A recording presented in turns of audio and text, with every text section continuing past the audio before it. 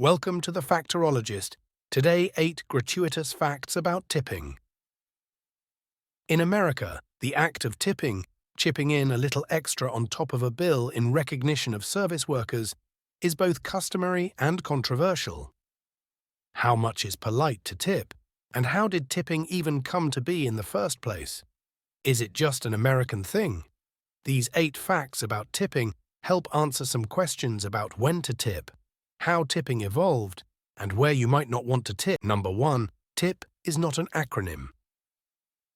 There's a persistent rumor that the word tip, when used to refer to a gratuity, is an acronym for to ensure promptness, to ensure performance, or to ensure prompt service. This is false. Around the 1700s, tip was underworld jargon among petty criminals as a verb meaning give or share. It's been in the mainstream, both as a verb and a noun, since the 18th century. Number 2. The U.S. minimum wage is different for tipped workers. The federal minimum wage for most people in the United States is $7.25 per hour as of 2023, but for tipped workers, it's just $2.13. Those tipped workers need to get paid the equivalent of $7.25 an hour once tips are tallied, and their employer needs to make up the difference. But for staff at some restaurants, a tip isn't always a bonus. Up to a certain point, it's just supplementing staff wages. Many states and cities have higher minimum wages. Number 3. Tipping was imported from Europe. As it exists now, tipping is a very American phenomenon, but it was customary in Europe for hundreds of years before wealthy Americans imported it back home. It dates back to the feudal system in the Middle Ages, when servants would perform duties for their wealthy masters and receive a paltry sum in exchange. Eventually, this evolved into gratuities for service industry workers from their customers. Wealthy Americans who traveled to Europe in the 19th century brought back the practice, just as a wave of poor European immigrants, used to working under the European tip system, were arriving.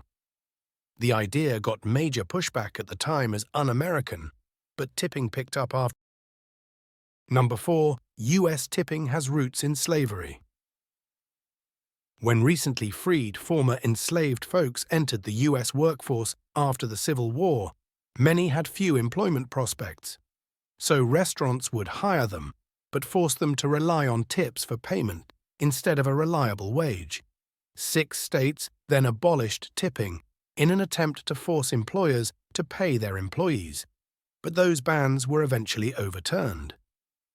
When the Fair Labor Standards Act established the minimum wage in 1938, tipping was codified. Number 5. Tipping is a faux pas in Japan. In America, tipping is customary to not only say thank you for good service, but also to help service workers make ends meet, even in states without tipped wages. So not tipping or under-tipping is considered an insult in many industries. Yet at most businesses in Japan, tipping is embarrassing at best and insulting at worst. Many restaurants do implement service charges though, so you should still prepare yourself for something on top of face value. Number 6. At hotels, tips for housekeeping are customary.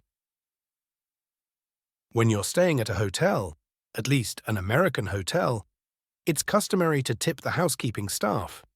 Don't worry, the etiquette isn't to leave 20% of your hotel stay. Experts recommend a minimum of anywhere from $1 to $5 per day, and to leave a bigger tip if you've been messy, you made special requests, or if there's a pandemic on. Number 7. 65% of Americans always tip at sit-down restaurants. According to a poll by Bankrate, slightly less than 2/3 of all Americans always tip at sit-down restaurants. Furthermore, 42% say they always tip 20% or more. This doesn't include takeout or coffee shops. Americans are much less likely to tip consistently there, at only 13% and 22% respectively. Number 8. You should still tip for takeout.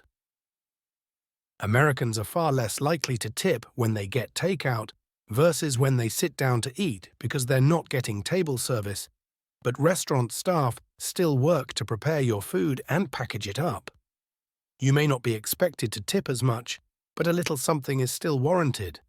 After all, the kitchen staff perform essentially the same job whether you sit down or take it to go. If you want even more facts, please subscribe to The Factorologist. Until next time.